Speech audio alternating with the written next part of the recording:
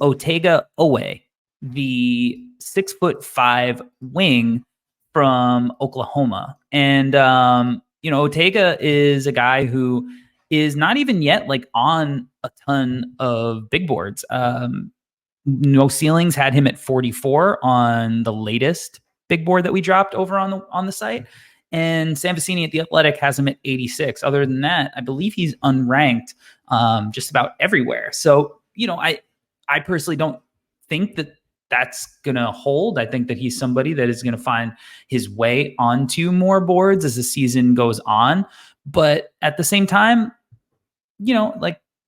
like we said, there's only so many games, and this could just be people being patient and trying to hold on a little longer to the stock of some of the, maybe the freshmen and that had hype built up and not wanting to give up on that. And I think that's totally reasonable too. But let's talk a little bit of the background of Otega Oweh. So 6'5", 215 pounds. He is averaging 14.9 points, 4 rebounds, 1.1 assists on shooting splits of 66.7% from the field, 75% from three, 74.1% from the free throw line. He has an effective field goal percentage of 71.7, a PER of 27.7. He has a steal rate of 5.3, a block rate of 2.1, a BPM of 11.8. He has been very impactful for a very, very good Oklahoma team that has, a good amount of fun prospects. So what has been, your impression on Otega thus far coming into the year? It's funny, Corey, I was actually having a conversation with Evan from our site, No Ceilings, and also Maxwell. We were talking a little bit about Otega because he is an interesting guy. And once again, Corey, like you mentioned earlier, we have to look at things through the lens, through the prism, through whatever the angle of the fact that this is a perceived not superstar, super strong draft class, right? And so with that in mind, a guy like Otega needs to end up in the discussion. Now, I'm not claiming that I have him with a first round grade or second round grade or whatever. I'm actually kind of up in the air on him. And that's why I think this is going to be a really interesting conversation for us to have, because in a normal draft class where you have your bona fide superstar blue chip prospects at the top of the draft, and then you have your kind of like, guys that you can kind of project to be like strong players or whatever. Otega's an interesting case where obviously if you took things just at face value and you look at him shooting 75% from the 3-point line, you go, damn. Yeah, right. But then you look a little deeper, he's only taken 12 of them, made 9 of them, right? Like there's not huge volume, right? Free throw shooting, whatever. But I think overall with Otega, my initial takeaway was like, oh, I don't really like his game. It was my initial takeaway.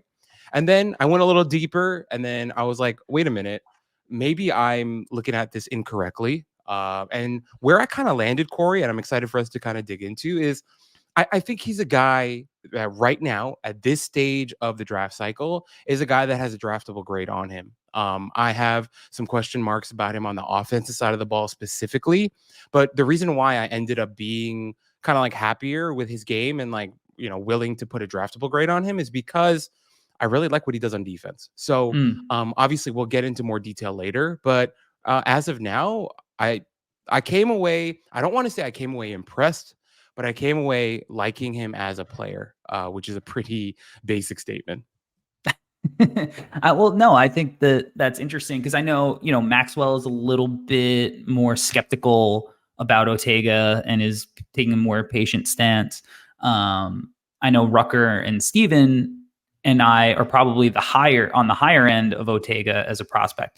For me, I have him as like right now where I'm at. I try not to do like a power rankings type big board, but right now I'm looking for guys who I think are NBA players. So I have Otega like as like in the 20-ish range on my personal board because I think that he just is good. I think he's impactful, and I want to see more of it against tough conference opponents. But like he has played some good teams, and he's made an impact and performed well there as well. So, but the first thing I always look at is just like frame, athleticism, movement. Like, does he move around the floor like an NBA player? And that's something that I'm pretty confident that he does. That he does look like an NBA player. He does move like an NBA player. He plays at a cadence of an NBA player. There are things I would love for him to do better, or at least more frequently. But I see that he's the type of guy that I can envision playing as a supporting cast member, in the way that, like, right now, like, it's a weird comparison, but like I think he's kind of playing almost like Oklahoma City Casey Wallace, Mm, not Kentucky Casey Wallace, but Oklahoma City Casey Wallace, who's just okay. kind of like off the ball, like, you know, making smart cuts and spacing the floor, not quite as often and as willing as Kaysen is as a shooter. I really wish that he was again, but I I just think that he's a guy who always makes an impact. And I think one of the things that you can say about Otega is like, this is a dude who, at the end of the day, like, he is going to do the dirty work, he's going to do the little things, and he's going to make winning plays. And I think that starts getting into his film here, like, this is a guy who, like, he will go create extra possessions and make winning plays, like, finding offensive rebounds and getting tip-ins like he does on this possession here. Nothing crazy, but it's just like great timing Yeah. on the tip-in. And then an actual winning play in the game against USC, coming in above 1 second left for the actual game winning, tip, to seal it. Like, he is a guy who literally this year has made winning plays. So, Right. like, as a role player, I think that is really important, looking for that stuff. Like, he's not going to be above making the effort plays. I think effort is one of his strengths, and effort is a strength. Corey, I agree. I agree. I think where I landed and where I'm at right now, once again at this stage of the cycle, um, I've been thinking about this class a lot. I've been thinking about how we evaluate players. And Corey, this is something that you talk about a ton. You talk about translatability. What does a guy do that works on the NBA level? What are things that he has in his bag, has in his arsenal that translates to the NBA level? I was talking to another, big name in the draft cycle. Won't name drop because I'm better than that. But yeah, whenever we talk about players, right, he always says, how many question marks does a guy have, right? When you're Mm-hmm. evaluating a guy, and he says he ends up higher on guys. So a player like, I don't know, like an Anthony Black. We loved Anthony Black last draft class, and he was somebody that he liked as well. And he was like, what were his question marks, right? How many question marks did he have in his game? And it made me think, like, okay, with someone like Otega, if we consider role, translatability, and then the question marks, Corey, I think I'm with you. I don't have him as high as you do, right? In that 20-ish range.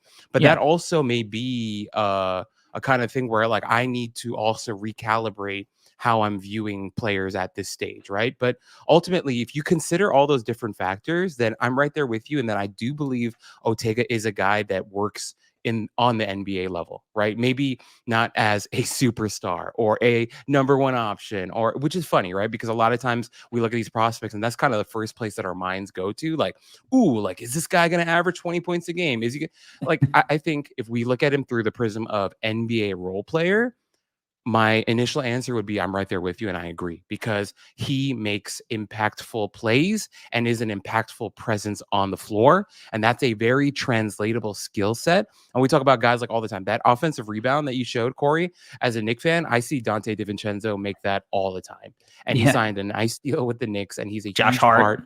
Josh Hart, right? But just specifically to Dante, like, he's a starter now on this Knicks Mm-hmm. team that's playing really well, and he makes exactly those types of plays, and he plays that exact role where he spaces the floor, he makes good cuts, he plays good defense all night long.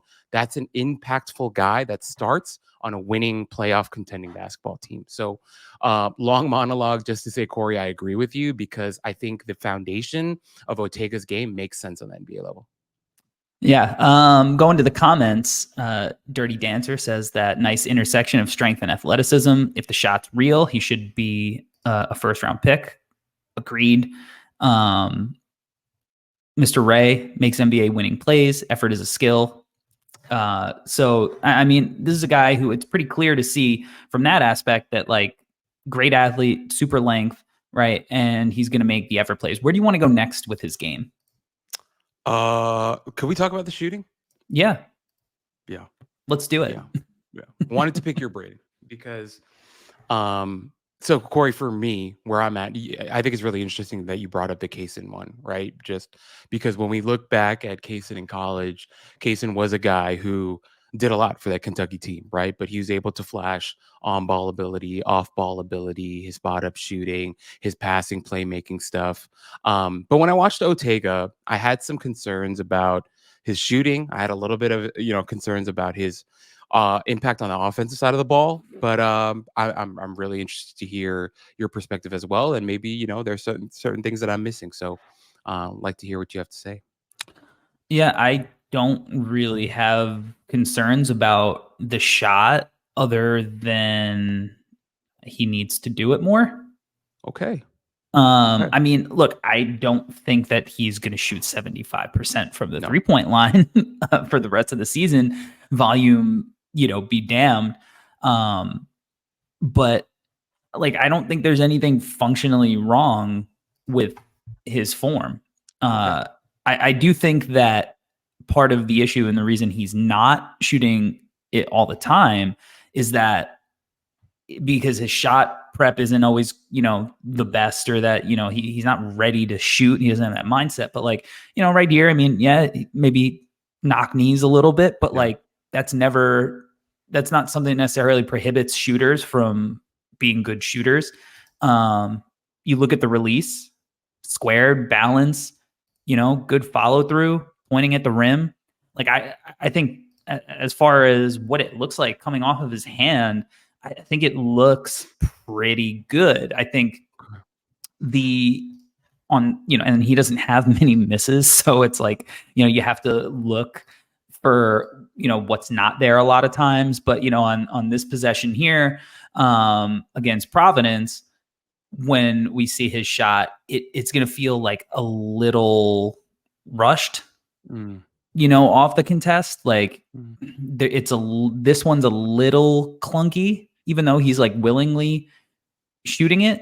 Still like a ton of time on the clock. It's not like he's trying to get that off, but his process feels a little sped up there just because maybe there's a hand in his face. So like that's something that I think as he does increase the volume, he needs to continue to improve and just be consistent with. But I think that comes with reps, and that's why I want that percentage to go down because I want to see him shooting more shots.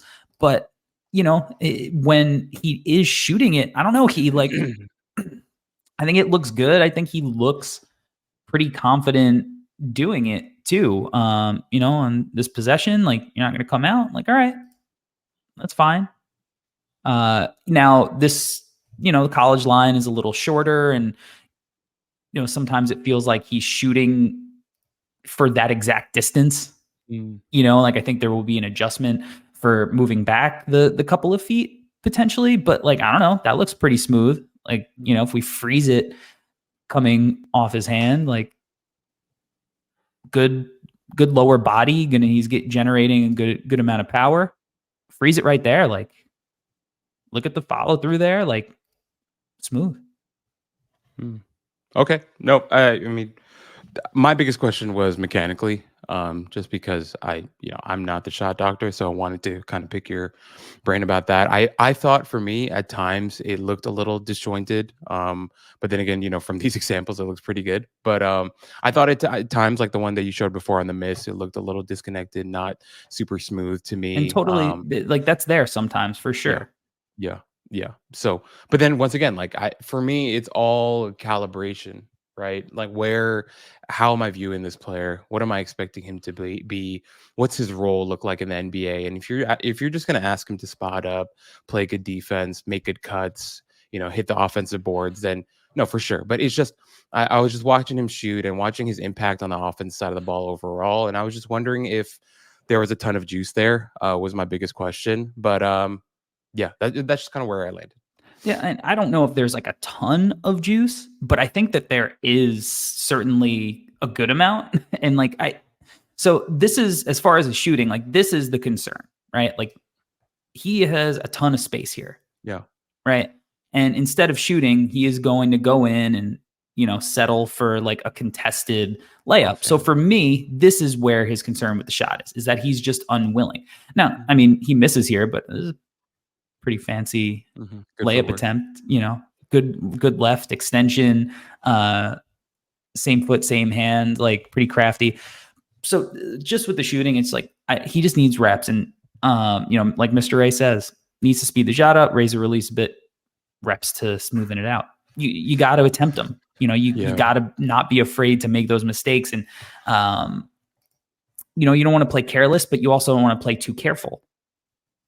But Shout Corey, out to the Mighty Ducks 3 that I just watched. But Corey, I will say this, right? And this is something that you've brought up in the past as well when we did like the Amen Thompson breakdown, right? Yeah. That willingness has to be there because confidence is a big part of shooting. I don't remember, was it Reggie Miller who said that? I don't remember, but confidence is a huge part of shooting. And so I hope with Oweh that he continues, as you said, right? Continues to take more of them and he builds more of that confidence, because if he's going to end the season with a really low amount of attempts taken, I think that'll be a little discouraging. So I definitely agree with you that he just got to take more. Yeah, totally. Like get the number of attempts up. But again, like there are times when he's not afraid to shoot it with a hand in his face, right? Like here, 20 seconds on the clock, hand in his face, like knocks it down. Like, so, there are moments that I find encouraging. Like if he was only shooting when he was wide open, maybe I'm a little less bullish on that shot panning out. But I just think that there are enough examples in that small sample of him being a willing shooter and shooting it confidently and it looking good coming off his hands for me that I'm willing to buy into it. I don't think that it's a guarantee that he shoots it. Obviously he can go on a little cold spell, miss like 6 shots in a row, and all of a sudden his percentages look significantly different. And we're like, oh, I wonder if this dude could shoot. He's 74% from the free throw line this year. He was 65% last year. So, obviously the free throw shooting isn't anything that you're like, we have to buy into this. But I'm willing to buy in. I think that he is going to find a way to make that work. Corey, I'm going to say I'm cautious. I think sometimes I'm a little, and this is just me speaking for me, which is dumb. You should always be speaking for yourself. But sometimes I feel like I'm a little too forgiving of things sometimes. And so I want to be a little bit more cautious when it comes to Otega, just because that's what my gut was telling me. Now my gut's been wrong before, Johnny Davis, but it's fine. I want to continue to believe. It's like a Twilight Zone thing at this point. Right. There needs to be a documentary about that one soon. Someone's got to. True crime. Yeah. Johnny Davis. Let's go get that Netflix deal. Good God. Yeah, it's I think that that's a totally reasonable take. Now, one of the other reasons that I'm pretty high on him is I think that he's got some pretty awesome footwork, and his drives are filthy. First step explosive, dude. He's explosive and he's smooth too. Like there are times when you watch him and you're like, is he the football player at the pickup game who's just like too strong or whatever, and maybe a little bit reckless? But then like, dude, like the spatial awareness to Euro step through right there and then finish with the floater. And the floater is really good, like really something that he's able to use. Like he has a little bit of 3-level stuff to him because he's able to work in that in between a little bit. I also kind of like the mid-range pull up when he attempts it. I think that that's something he can get to, but I think especially the floater is something that I thought was really impressive. And we see it, off one foot there. And then on this possession, I think, we're going to see like the hop step off 2. So like I like that he has multiple ways that he can get into these moves and finish. And I just think he's got good touch. So like I'm just buying. I'm buying Okay. what he's selling. Okay. I think Corey, there's a little bit of bully persona to him. And it reminded me, as I was watching his tape, it reminded me of a discussion that you brought up in our group chat with Maxwell. This was months ago, where you guys were talking about when we evaluate draft prospects, one of the most underrated aspects of a basketball player's game is their strength. And watching Mm, Otega reminded me of that conversation that you brought up. And I was like, this guy's a bully. He's a guy who is extremely explosive. One of the things that I wrote down in my scouting notebook thing that I started for this year is that that first step is really good with him. He gets into the lane really quickly, and then as we've talked about before with other guys, like when we did the Davion one years back, he's got this thing where he's not just quick, but because he's so strong, it makes him quicker. Because mm, as he gets going downhill, his frame and strength creates even more separation. And then the thing that's really interesting with him is, even in the clips that you're showing right now, Corey, is that he can be quick and strong and yet stop on a dime and put up, these nice floaters, runners, or whatever. So that right there is an NBA skill. That is a very translatable skill that you're going to need. And if he's going to be a spot up guy to start, right, in the NBA, after he makes a couple of threes, right, fingers crossed, if everything goes well and the shot, mm. translates up, Right. then, people are going to close out hard on him. And then he's going to be able to flash some of that athleticism. And then, of course, obviously in the open court, in transition and stuff like that, he'll be able to do a lot of that stuff. So right there with you, Corey. I think the speed, power, explosiveness combination with him is an NBA level skill set for him. Yeah. Agreed. And when I talk about like Case and Wallace, maybe you think, oh, setting a high bar here, but it's like also, I don't know, like Javante Green, like guys like that who are, and he looks like he has better size than Javante Green, but like guys who have managed to carve out roles on NBA teams, barring health, through like that effort, energy, strength, athleticism combo. And Otega's a guy who has, where I think most people would say, he has a limited bag. And, I would agree to that somewhat, even though, again, like I think he might have a little bit more with the ball in his hands than he shows, because I think I see the flashes, but like great cut, great timing on the cut, like great way to get yourself an easy bucket. Defense collapses, defender turns his back, slides in, easy two. Like winning players make plays like that. So but he does it all the time, and that's why his efficiency has been off the freaking charts. Now, some of that is like some of the level of competition, but as you notice, like I'm mostly showing clips from the games against like the real Yeah. college teams, right? So, like he's also doing this against real competition, and against USC on this clip, Kobe Johnson's going to turn his back and he's going to go and finish with his left. And that's something he's very comfortable with. Like he has no problem finishing with that offhand. And that's big time. I think when you're looking at guys who are, these kind of at rim finishers, like the more ways they can finish at the cup, obviously the more successful that they're going to be. And I think that Otega has, that stuff. So, and the thing is, like, we go back to being a football player, like, he is really impressive off of these downhill DHOs where he can hit the hole like a running back and have that little bit of extra burst and momentum already.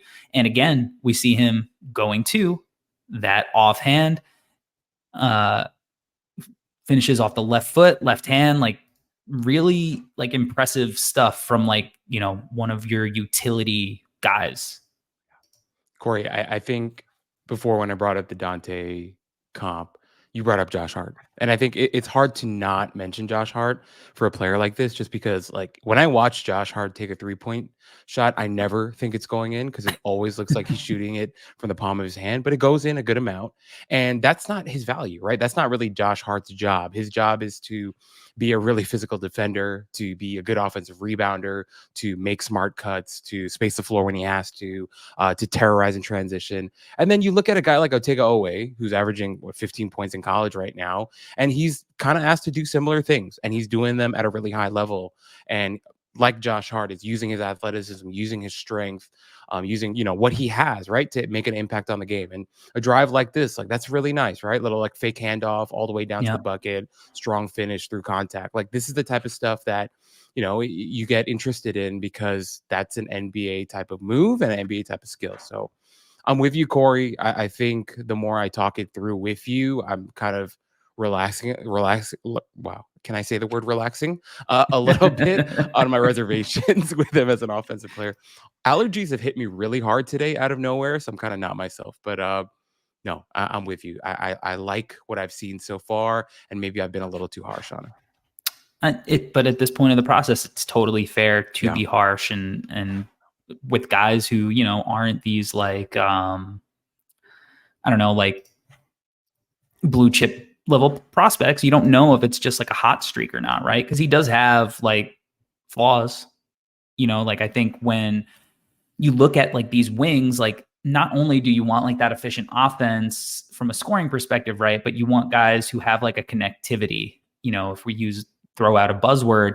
And that's something that I don't know where Otega is at, right? Like I hear like he's trying to make a play, he turns it over, kind of telegraphing, coming off and trying to hit the roll. Like, not to say that he is, super turnover prone, right? He's got about 2 a game, but he also only has 11 assists, so he's got a negative assist to turnover ratio, and I think that's where you would see like the stark difference in like that Cason Wallace example, is that Cason has that point guard skill set, so he's going to make smart decisions as a passer, and Otega, his job is to be a play finisher, so you're not relying on him to make a lot of those connective decisions, but he's also not at the point where he is making those decisions. I think if he also, he was putting up the 15 for with the defense and everything, and then that 1.1 assist was 3.5. I think now there would really be something to get excited about, right? But this is why, this is a guy that you can be skeptical about, because you got to be like, all right, well, what's the feel like, in that kind of role? Mm-hmm. But Corey, it's weird. I find myself shifting a little bit because I think you're asking a really important question, and yet my thing is like, damn, we mentioned Dante DiVincenzo, Josh Hart. How many assists are those guys getting per game, right? Like, Yeah. they're not doing a ton of decision making with the ball in their hands, and yet, as connective guys, they can make that one more pass, they can move the ball, they can, make plays for each other in transition. And yet, you're not really going to give the ball to Josh Hart and be like, hey, create out of the pick and roll, right? Which then speaks to Otega's, value. Like, okay, maybe he's just not going to be a guy you can ever run pick and roll through.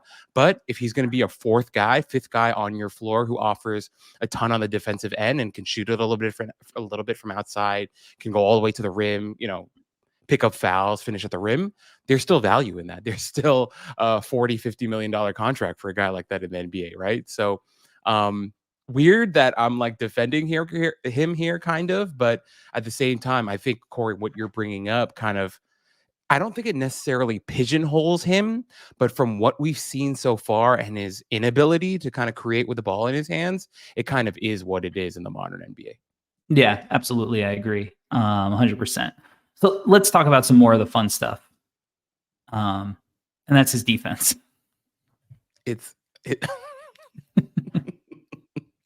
Once again, his defense is what brought me back in, dude. I mean, look at this play.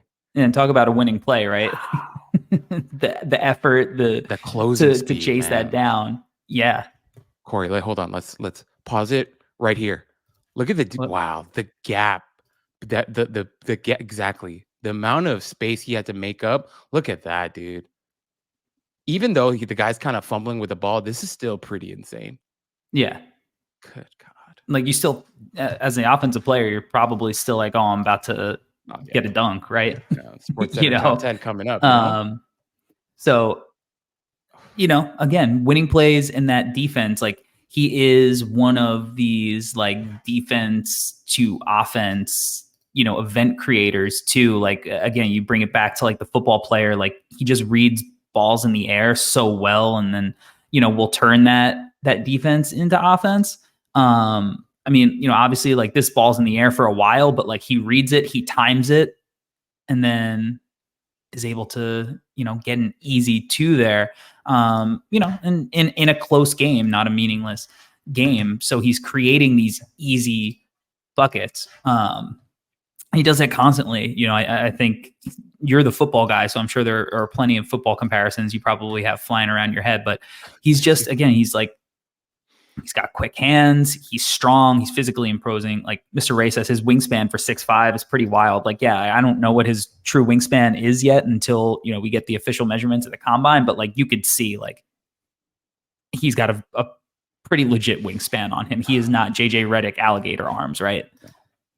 No, for sure not. But Corey, just that play that you showed against USC, I mean, that's just a pass deflected by a cornerback, right? He's going up, just absolutely smashing it, and then he's taking it for the nice 2. I mean, the closing speed, the length, as Mr. Bray brought up, right? The anticipation with him. Look at that. Just reading the eyes of the ball, the ball handler right there, knows where the pass is going. He should play football, man. Otega, I bet he did. 6'5" cornerback, like 6'5" DB like Kyle Hamilton on the Ravens right now. Just he could do some damage here, like the speed. And anyway, really, really interesting player on the defensive side of the ball. As we've mentioned, right, he's got good wingspan to him, good hands. Right. Mm-hmm. And the thing with him is he's not just physical and fast. He's also pesky, was what I wrote in my notes with him, is like he'll get into your shit and really, really annoy you as a defender. He's not content with just like dominating you with his like physical gifts. He's also like, dude, I'm going to be on you and I'm going to make your life miserable. And those are the types of defenders that NBA guys like hate being defended by. Right. I think there's a really dangerous aspect of him on the defensive side of the ball where he's not just going to overwhelm you, he's going to annoy you too. And that's a really goddamn good defender. So, Corey, as I mentioned before, I was kind of like not out on him, but I was like really low on him. And then I kept watching him on defense and I was like, oh, like this is going to be a huge impactful skill for him in the NBA, and NBA teams are going to be really into him as a defender. Yeah, because like he's 6'5", so you're not like, oh, he doesn't have outrageous size. Who knows? Maybe he's like 6'4" with shoes or whatever at the combine. But like because he has that wingspan, because he has that strength, and because he plays with such physicality, like he's going to be a guy that you're like, oh, he'll guard 4s, like in the NBA.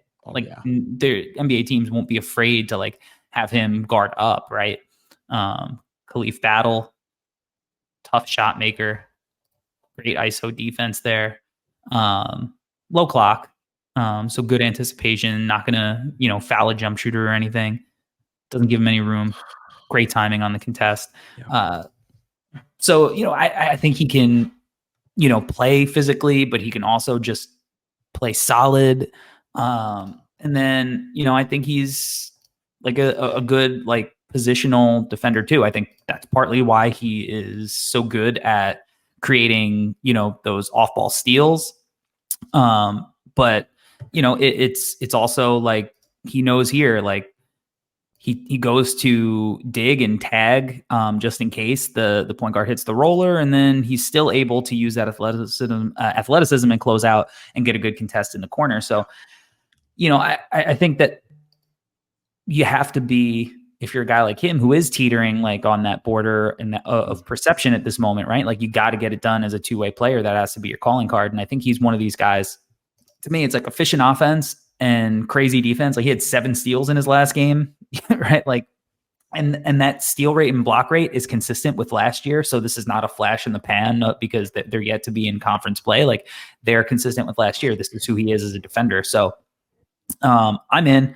I love him. I could totally see him given a little bit more time with some of the blue chip guys in this class if they don't continue to, or if they don't turn it around necessarily. I don't think that really there are any prospects that have cemented themselves in any kind of position. So like if this is a guy who continues to be a two-way impact player, like I think by the time draft time rolls around, we start seeing some videos of him shooting the ball a little bit better, right? He's working on his shot, probably some highlight reel dunks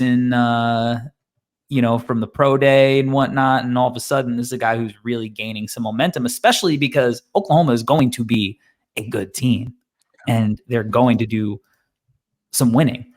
And if you do some winning, you're going to, be in a good position to have your name be in the ether and the dialogue of the draft conversation. So I think the dude's legit.